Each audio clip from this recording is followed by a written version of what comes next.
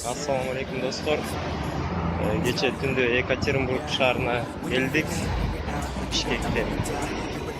Бул жака мен өзүмдүн байкем менен келчүмүн, бөлөм менен. Бүгүн бул жактабыз. Эмне үчүн келебиз буяка?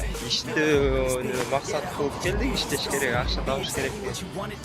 Байлабын баарын ой ошондой окшойт. Иштеш керек, акча табыш керек деп. Азыр ошон абдан колушар экен, азыр бирок четинде жүрөбүз. Азырынча четиндебиз. Анан дагы убакыт болсо бардыгын толук көрсөткөнгө аракет кылабыз.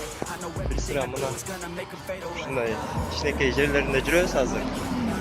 Мындай не основной мындайча айтканда. Анан чоң жерлерин дагы көрсөтөбүз.